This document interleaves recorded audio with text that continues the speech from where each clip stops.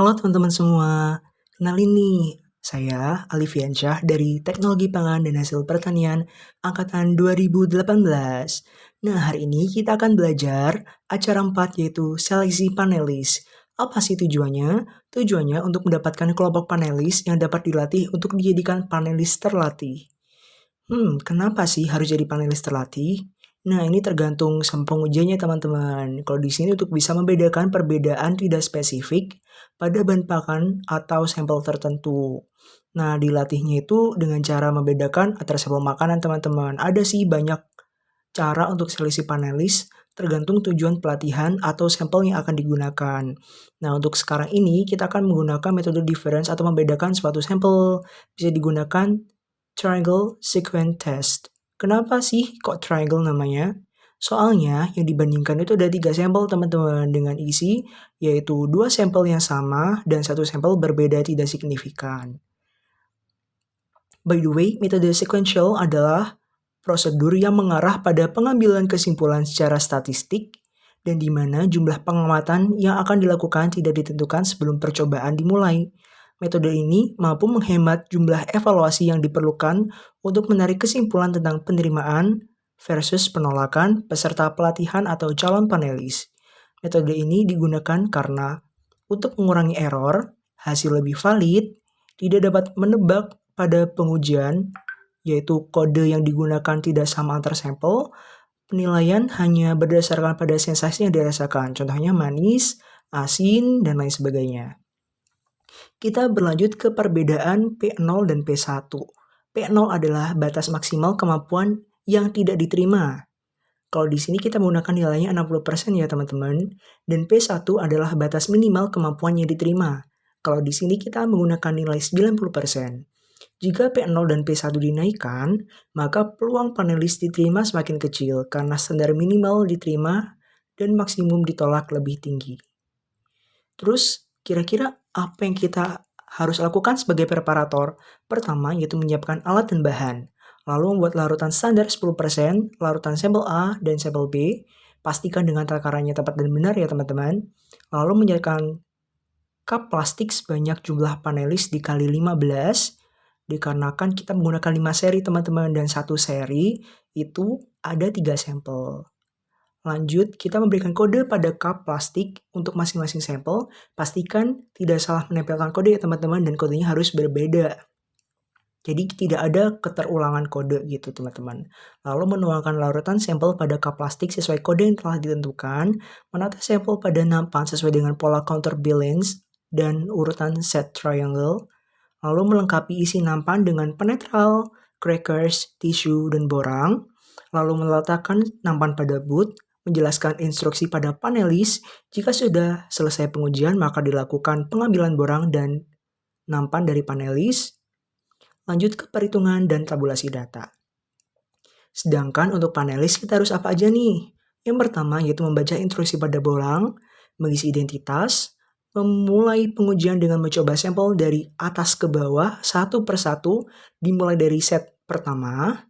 Setiap berganti sampel dilakukan penetralan dengan crackers dan air mineral. Lalu metode uji triangle test ini terdiri dari 5 set atau kolom. Di antara satu kolom dipilih satu sampel yang berbeda dari 3 sampel. Dilakukan pengulangan hingga set kelima, lalu mengetuk boot atau memberitahu kepada preparator bahwa telah selesai melakukan pengujian.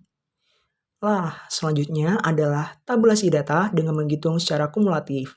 Jikalau benar dapat nilai 1 atau poin 1, jikalau salah dikosongin ya teman-teman atau tidak ada penambahan poin. Nah, bisa dilihat di contoh berikut. Lanjut ke perhitungan. Di sini kita akan menggunakan 90% sebagai batas kemampuan minimum atau P1 dan 60% sebagai batas kemampuan maksimum atau P0. Di sini kita akan mencari pertama kali yaitu K1 dengan rumus log dalam kurung P1 per P0 sama dengan didapatkan hasilnya 0,17609. Kemudian kita akan mencari K2 yaitu log dalam kurung 1 dikurangi P0 per 1 dikurangi P1. Dan dapat dihasilkan 0,6020. Lanjut ke E1 dengan rumus log dalam kurung 1 min alfa per beta. Di sini kita menggunakan alfa yaitu 0,05 atau 5% dan beta 0,1. Sehingga dihasilkan 0,977772. Lalu untuk E2 dibalik ya teman-teman, yaitu log dalam kurung 1 min beta per alfa. Atau log dalam kurung 1 min 0,1 per 0,05. Dan didapatkan hasil 1,2552. Lanjut, kemudian kita akan mendapatkan N atau pengulangan, atau berapa banyak sih ulangan yang harus kita lakukan dalam pengujian ini, dengan rumus 1 min beta dikali E2 dikurangi beta dikali E1 per P1 dikali K1 dikurangi dalam kurung 1 min P1 dikali K2. Sehingga didapatkan 10,5 ulangan minimal. Jadi, untuk mendapatkan nilai yang dapat dideteksi, harus minimal 10 ulangan ya teman-teman.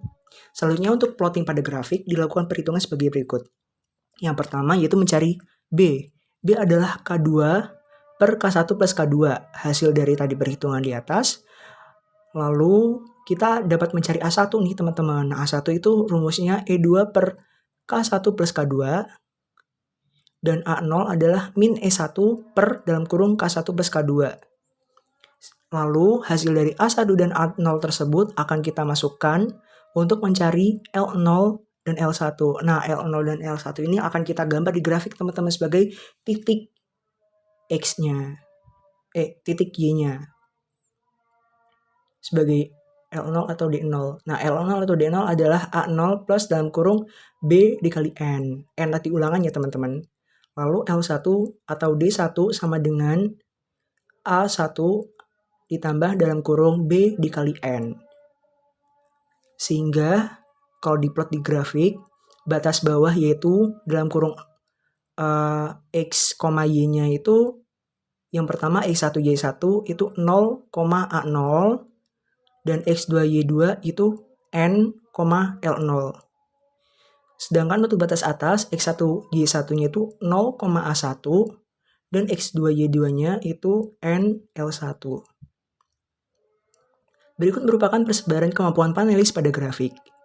Dapat disimpulkan panelis yang berada di antara L0 dan L1 atau masih dapat dilatih sebanyak 8 orang yaitu pada panelis nomor 2, 6, 8, 10, 11, 13, 14, 17, dan 19. Sedangkan sisanya merupakan panelis yang ditolak dikarenakan di bawah batas L0. Dalam grafik juga didapatkan hasil tidak adanya panelis di atas L1 dikarenakan kurangnya ulangan seri dalam uji triangle test ini. Seharusnya ada minimal 10 kali seri pengujian untuk didapatkan data yang valid. Terima kasih teman-teman. See you next time.